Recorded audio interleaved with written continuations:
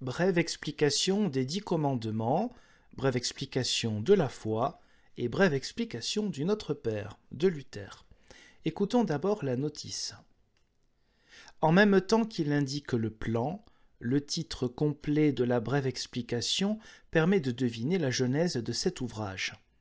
Sorti en 1520, sans doute au mois de mai, des presses de Johann Grunenberg à Wittenberg, la brève explication reproduit en effet pour l'essentiel 2 opuscules. Le premier a trait au décalogue et repose sur des prédications prononcées entre juin 1516 et Mardi Gras 1517. Le second, relatif au Notre Père, reprend des sermons prononcés pendant le carême de 1517. Luther y ajouta en 1520 une explication du symbole des apôtres, dont on ne sait si elle remonte elle aussi à une série de sermons, mais qui exprime, comme l'ensemble du traité, les préoccupations pastorales et catéchétiques du réformateur, ainsi que les talents d'auteur religieux populaire auxquels il doit ses premiers succès. L'entreprise de Luther est loin d'être isolée. La brève explication est une des manifestations de la véritable explosion de littérature religieuse que connaît le Moyen-Âge allemand à partir du moment où l'Église prend conscience de la médiocrité d'une christianisation superficielle. Cette requête devient plus urgente quand apparaissent au sein de la bourgeoisie et dans la mouvance aussi bien des confréries et de la dévotion moderne que de l'humanisme, des laïcs sans cesse plus nombreux, avides de s'instruire dans les domaines de la foi et de la morale pour dépasser les exigences éthiques minimales d'une banale observance du décalogue, sans aller pour autant jusqu'à suivre les conseils évangéliques imposés aux religieux. Quant aux prêtres et aux prédicateurs, appelés à répondre à cette attente ou à recevoir ces laïcs en confession, ils réclament de leur côté des matériaux pour préparer et nourrir leurs interventions. En réponse à ces demandes, des postes de prédicateurs et même de catéchètes sont créés un peu partout dans les villes, et des théologiens confirmés sont souvent appelés à les occuper, comme Luther qui devint, en 1513 ou 1514, prédicateur à l'église Sainte-Marie de Wittenberg. En outre, grâce à l'imprimerie, les publications religieuses se multiplient. Des auteurs plus ou moins connus composent des modèles de prédication, des paraphrases du credo, des explications de la messe, des recueils de prières, de maximes ou de légendes, et des traités pour se préparer à la mort. Dans toute cette littérature, les manuels pour confesseurs et les catalogues de péchés pour les pénitents occupent une place de choix, ce qui ne saurait étonner quand on sait combien la piété de la fin du Moyen-Âge était centrée sur le sacrement de la pénitence. La brève explication s'inscrit tout naturellement dans ce vaste et puissant courant dont elle partage la visée, assurer au peuple chrétien, en particulier à travers une pratique sérieuse de la confession, une meilleure formation spirituelle, morale et religieuse. Mais c'est moins à l'élite cultivée qu'aux chrétiens du commun, aux gens simples, qui sont incapables de lire l'Écriture, et donc aussi aux jeunes, que Luther entend s'adresser pour leur fournir un manuel contenant l'essentiel de la foi. La brève explication se divise en 3 parties ou chapitres qui correspondent aux 3 textes fondamentaux dont l'Église exigeait la connaissance pour accéder au ministère de parrain et de marraine. Mais Luther ne se contente pas de juxtaposer ces chapitres. Dès l'introduction, il prend soin de mettre en évidence l'unité de son propos en faisant apparaître la cohérence interne de son écrit. Sans doute inspiré par le souvenir de Matthieu 9, 12, il compare la situation du chrétien devant Dieu à celle d'un malade face à son médecin. Le malade a d'abord besoin de connaître ce dont il est affecté, et c'est la fonction du décalogue.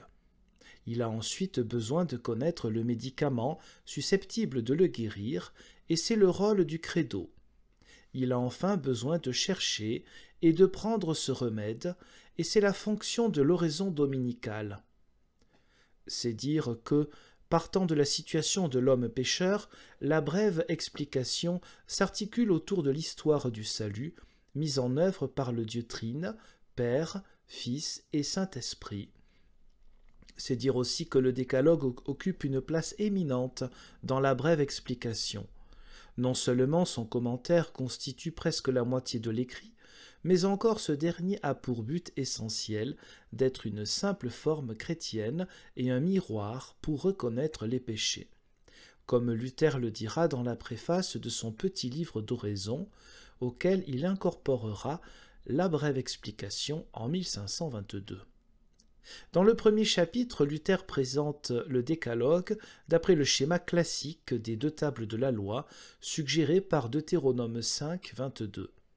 Un bref commentaire introduit le texte de chaque commandement, pour la numérotation desquels Luther se conforme à la tradition augustinienne et médiévale. L'énoncé du commandement est suivi par une longue liste de ses transgressions possibles et par une liste plus courte des différentes manières de l'observer. Le commentaire de chaque table se termine par un résumé dans lequel Luther montre, en s'appuyant sur la Bible et sur Augustin, que la volonté de Dieu aussi bien que la vie chrétienne se résume dans l'amour. Dans le deuxième chapitre, Luther commente le symbole baptismal ou symbole des apôtres, qu'il considère comme un condensé de l'Évangile et un résumé des livres prophétiques et apostoliques. Il innove en renonçant à la division traditionnelle du symbole en 12 parties et en calquant sur la doctrine trinitaire sa division en 3 parties ou points, qu'il appellera articles dès 1523.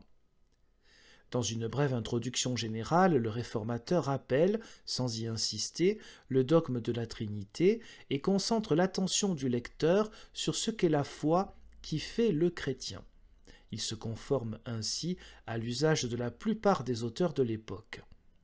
Thomas d'Aquin ayant recommandé aux prédicateurs d'épargner aux simples chrétiens les considérations subtiles des théologiens de l'école, les commentateurs avaient été conduits à insister sur l'acte même de la confession de foi, et Luther suit d'autant plus volontiers cette habitude, qui se traduit dans le texte par une série impressionnante de « je crois », qu'il s'intéresse lui-même moins à l'essence de Dieu qu'à sa miséricorde pour nous.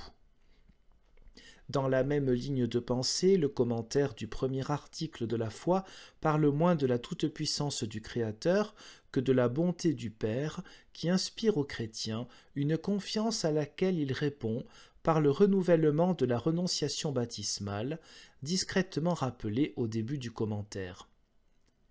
Innovant à nouveau par rapport à l'usage, Luther s'efforce de saisir le contenu du second article du Credo à partir de l'affirmation de la Seigneurie de Jésus-Christ, notre indispensable médiateur.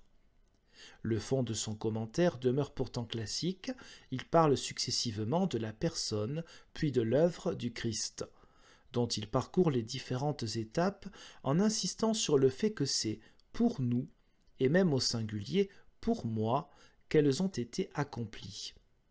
Après une nouvelle et toujours aussi brève évocation du dogme trinitaire, le commentaire de la troisième partie du symbole commence par présenter le Saint-Esprit en son œuvre, apporter et appliquer aux croyants l'action salutaire universelle accomplie par Dieu dans le Christ. Ensuite, il passe en revue chacune des réalités que le symbole rattache à cette œuvre: l'Église, le pardon des péchés, la résurrection et la vie éternelle. On notera la place importante que Luther accorde ici à l'Église, communauté des croyants, créée et rassemblée par l'Esprit Saint au moyen de la parole et des sacrements, à laquelle il est indispensable d'être incorporé, puisqu'elle est le lieu où se reçoit le pardon des péchés et où se vit l'amour mutuel par lequel les chrétiens répondent à l'amour de Dieu. Les indications sur la résurrection et sur la vie éternelle, qui terminent le commentaire du Credo, débouchent sur un bilan confiant de l'œuvre créatrice, rédemptrice et sanctificatrice que le Père accomplit par le Fils avec et dans le Saint-Esprit. Le dernier chapitre de la brève explication est consacré à l'oraison dominicale, qui représente pour le réformateur un modèle parfait de prière.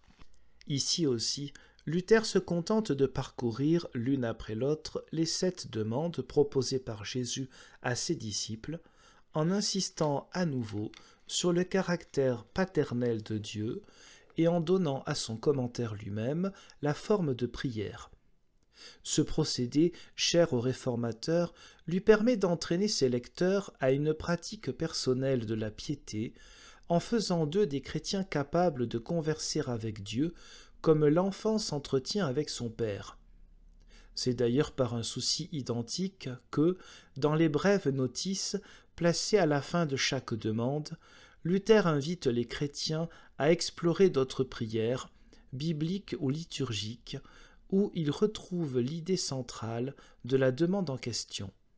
C'est aussi dans le même esprit qu'il avait déjà, dans le premier chapitre, attiré l'attention sur des défauts ou sur des vertus qu'il n'avait pas eu l'occasion de développer longuement.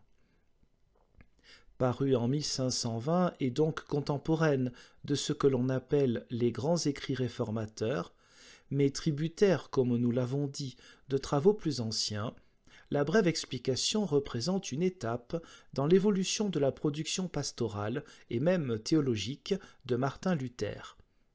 Pour l'essentiel, celui-ci demeure fidèle à la piété et à la catéchèse médiévale traditionnelle.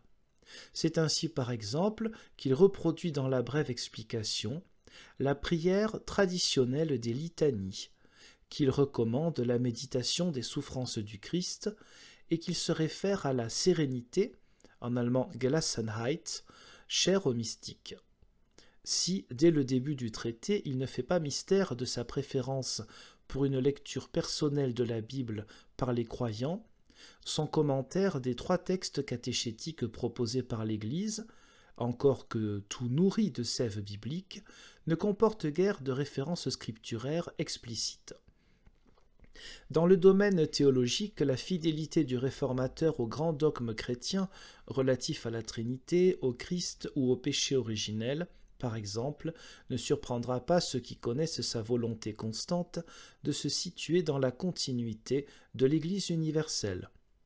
Il demeure également dans la tradition courante en maintenant ici des positions qu'il lui arrivera de nuancer plus tard, telles que les conceptions thomistes de la connaissance naturelle de Dieu et du droit naturel, ou l'affirmation de la virginité perpétuelle de Marie, ou l'exhortation à respecter le clergé et les commandements de l'Église. C'est pourtant dans le domaine de l'ecclésiologie qu'on peut remarquer une nette évolution, tout en professant avec la tradition que nul salut n'est possible en dehors de l'Église. Le réformateur définit cette dernière non plus comme une institution de salut, mais, nous l'avons dit, comme une communauté de croyants, amorçant ainsi les définitions que donneront les grandes confessions de foi de la Réforme. En revanche, on ne peut que s'étonner de voir apparaître, sous la plume du chantre de la grâce gratuite et de la justification par la foi, des adjectifs comme salutaire, bénéfique et méritoire, employés dans l'explication du second article du Credo, pour qualifier les souffrances endurées par le croyant en union avec le Christ, ou l'affirmation selon laquelle l'accomplissement des commandements assurera le salut aux chrétiens. Ces vestiges du passé ne doivent pas nous empêcher de percevoir les certitudes et les accents nouveaux contenus dans la brève explication, et présentés parfois avec une grande vigueur polémique, comme lorsque Luther s'insurge contre les falsificateurs de l'Écriture, contre le péril des déviations doctrinales, et surtout contre la justice par les œuvres, en particulier par celles qui sont inventées par les hommes. Ces critiques véhémentes correspondent à quelques grands thèmes de la prédication luthérienne que chacun pourra repérer aisément dans le texte. La situation radicalement pécheresse de l'homme, caractérisée par l'amour de soi-même et par l'orgueilleuse mais désespérante prétention de se justifier soi-même, la miséricorde infinie et gratuite d'un Dieu à qui tout honneur et toute gloire sont dus, mais que le Fils nous permet de connaître par l'Esprit comme un Père tout entier tourné vers nous et œuvrant pour nous sauver par pure grâce, la foi don de Dieu, foi confiance et non foi connaissance, qui mise entièrement sur Dieu, la vie sous la croix du chrétien appelé à l'humilité, à la pauvreté en esprit et à la mortification signifiée par le baptême, l'amour fruit de la foi qui trouve sa formulation parfaite dans la règle d'or et qui se concrétise dans le service du prochain. L'Église, communion des saints, lieu d'exercice de la prière et de l'amour fraternel, où tout à la fois l'Esprit se reçoit et agit, et enfin le combat contre les forces du mal. La nouveauté, au demeurant toute relative, de ces affirmations explique certainement en très grande partie le succès de la brève explication. À côté des traductions anglaises, françaises, italiennes et néerlandaises auxquelles il donna lieu, l'opuscule connut en effet 13 éditions en l'espace de 2 ans, et il fut repris en 1522 sans modification notable dans le petit livre d'oraison, qui sera lui-même réédité 17 fois au cours des 2 premières années suivant sa première parution. Étape importante dans l'œuvre catéchétique de Martin Luther, animée par un dynamisme où l'on perçoit ici et là l'écho des expériences spirituelles de l'auteur, la brève explication illustre le souci pastoral constant du réformateur. Ses conseils très pratiques, relatifs au comportement du chrétien, attestent chez ce moine une connaissance profonde du cœur et de la vie des hommes. Son insistance sur l'obligation qu'a le chrétien d'être reconnu comme tel et de rayonner dans le monde confirme que la nécessité du témoignage chrétien n'est pas absente des préoccupations de Luther. Cette notice a été écrite par Albert Greiner.